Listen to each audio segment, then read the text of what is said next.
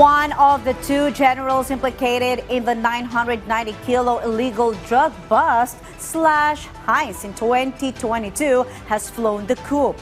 Word has it that the ranking officer split the country on January 8. And while 20 officers are in police custody, 9 more remain at large, as our Rocky Lisiges reports.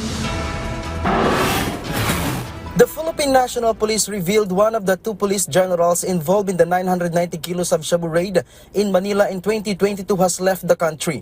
According to Police Regional Office 3 Director and PNP spokesperson, Police Brigadier General Jean Fajardo, the unnamed general left the country as early as January 8. We can explore other options po of coordinating with the Interpol po. At as a matter of practice po, kapag kami mga warrants po to, ay pwede po tayong mag-apply po ng red notice po to at least inform po kung asaan po siyang bansa po na para makatulong po tayo sa ating mga counterparts to account for this one person po na out of the country. Currently, 9 police officers involved in the case remain at large. Of this number, 4 are active, 3 retired, 1 resigned, and 1 dismissed from service. Meanwhile, 20 officers are detained, 10 under arresting units, 9 at the PNP Custodial Center, and 1 doing time in Manila City Jail. These personnel and officials of the PNP face 2 charges related to the Republic Act 9165 or the Comprehensive Dangerous Drugs Act of 2002.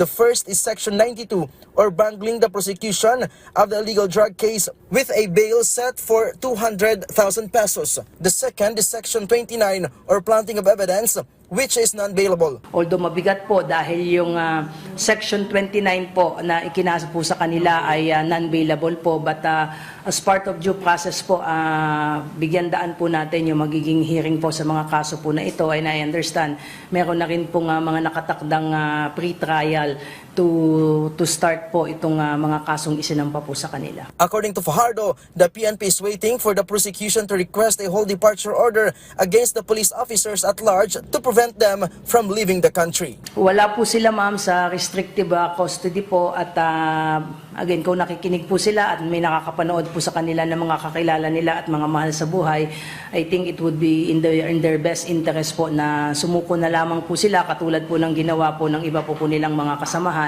para mabigyan din po sila ng pagkakataon, bibigyan naman po sila ng pagkakataon as a matter of due process po na sagutin po itong mga reklamo po na ito. From PTV Manila, Ryan Lisiges, Balitang Pambansa.